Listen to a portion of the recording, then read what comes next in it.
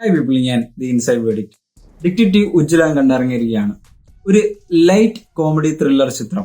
ഈ ഒരു ടൈറ്റിൽ തന്നെയാണ് ഈ സിനിമയുടെ മെയിൻ പോസിറ്റീവ്. അതിഭീകരമായ ഒരു സീറ്റേഴ്സ് ത്രില്ലറോ അല്ലെങ്കിൽ നമ്മളെ ഉടനീളം പൊട്ടിച്ചിരിപ്പിക്കുന്ന രീതിയിലുള്ള തമാശകളോ അല്ല ഈ സിനിമ. എന്നാൽ ഇതെല്ലാം ഈ സിനിമയിലുണ്ട്. അതുകൊണ്ട് തന്നെയാണ് ഞാൻ ഒരു ലൈറ്റ് കോമഡി ത്രില്ലർ ചിത്രം എന്ന് പറഞ്ഞത്.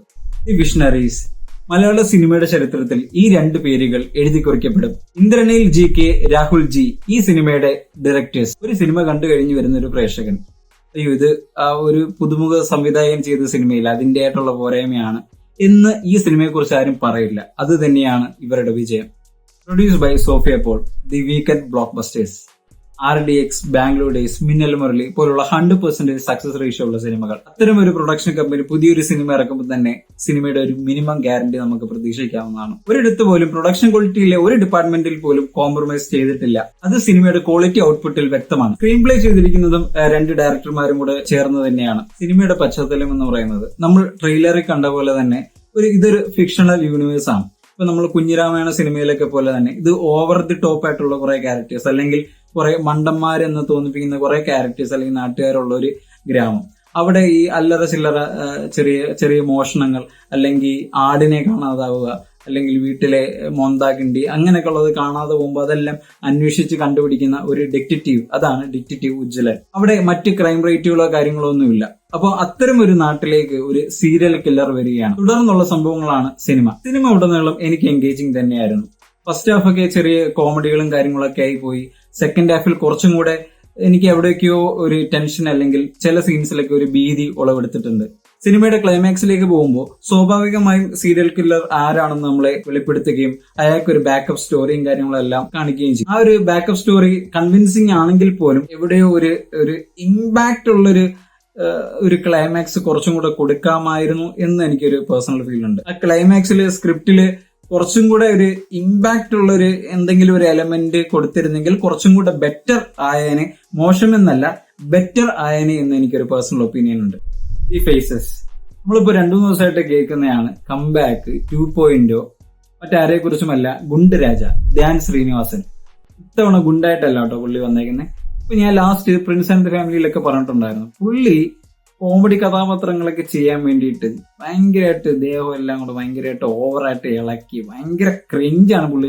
മറ്റേ മലയാളി ഫ്രണ്ടിയിലൊക്കെ ഞാൻ പറഞ്ഞു പുള്ളി എന്തൊക്കെയോ അങ്ങ് കാണിച്ചു കൂട്ടുവോ, പുള്ളിയെ കൊണ്ട് ഇനി പറ്റത്തില്ലെന്ന് ഞാൻ എന്റെ കഴിഞ്ഞ റിവ്യൂസിലൊക്കെ പറഞ്ഞിട്ടുണ്ടായിരുന്നു. പക്ഷേ ഈ സിനിമയിലോട്ട് വരുമ്പോൾ ധ്യാൻ എന്താണ്, ധ്യാൻ ഒരു ക്യാരക്ടർ കിട്ടിക്കഴിഞ്ഞാൽ അല്ലെങ്കിൽ നല്ലൊരു സ്റ്റോറി കിട്ടിക്കഴിഞ്ഞാൽ എങ്ങനെ അത് പുൾ ഓഫ് ചെയ്യാൻ പറ്റുമെന്ന് ഈ സിനിമയിൽ ധ്യാൻ ശ്രീനിവാസൻ വളരെ വ്യക്തമായിട്ട് കാണിച്ചു തന്നിട്ടുണ്ട്. ഈ ഡിറ്റക്റ്റീവ് ഉജ്ജ്വലൻ എന്ന് പറയുന്ന ഒരു കഥാപാത്രം ഇപ്പം അതിന്റെ ഒരു ഫിസിക് കൊണ്ടാണെങ്കിലും അല്ലെങ്കിൽ ആ ഒരു ലേസിനെസ് കൊണ്ടാണെങ്കിലും കറക്റ്റ് പെർഫെക്റ്റ്ലി കാസ്റ്റ് ആണ് ആ ഒരു ധ്യാൻ ശ്രീനിവാസൻ.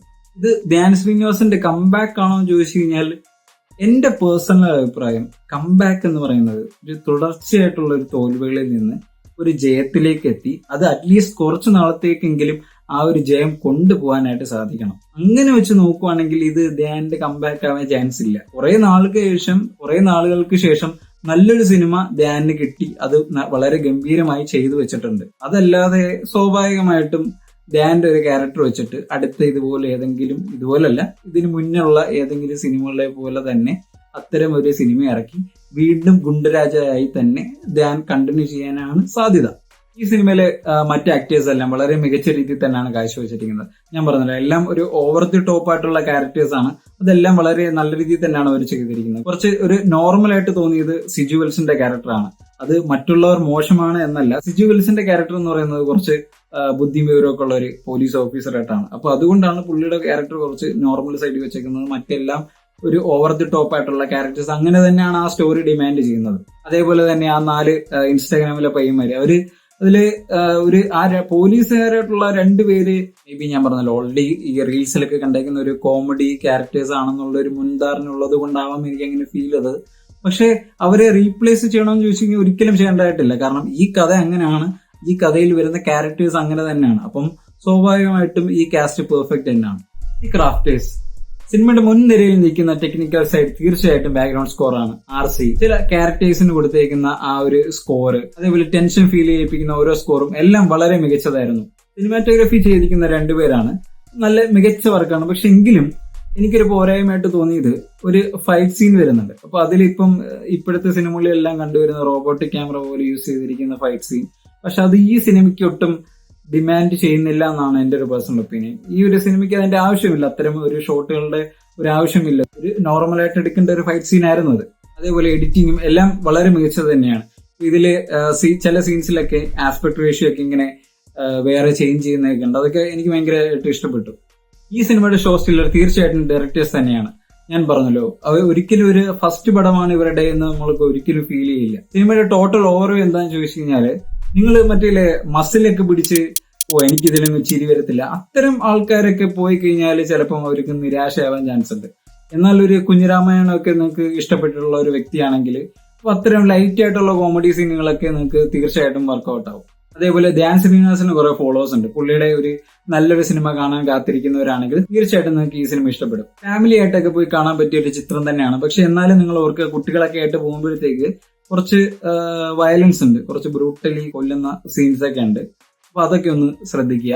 ഇന്നലെ ഒറ്റ ദിവസം കൊണ്ട് ഏറ്റവും ചർച്ച ചെയ്യപ്പെട്ട വീക്കെൻഡ് സിനിമാറ്റിക് യൂണിവേഴ്സ്, പേർലി മാണിയുടെയും ധ്യാൻ ശ്രീനിവാസന്റെയും ഒരു ഇന്റർവ്യൂ ഉണ്ടായിരുന്നു. അത് കണ്ടിട്ടുള്ളവർക്ക് എന്തായാലും മനസ്സിലാവും അടുത്ത പാർട്ട് എന്താണെന്നുള്ളത്. ഒരു സോംബി ചിത്രമായിരിക്കാം അടുത്ത ഭാഗം. അപ്പോൾ എന്റെ ഒരു കണക്കുകൂട്ടലും കൂടെ ശരിയാണെങ്കിൽ ഈ ഒരു സോംബി ചിത്രത്തിൽ മിന്നൽ മുരളിയായിട്ട് അവർ കണക്ട് ചെയ്യാൻ നല്ല ചാൻസ് ഉണ്ട്. So let's wait and watch. See you in the next video. Until then, bye.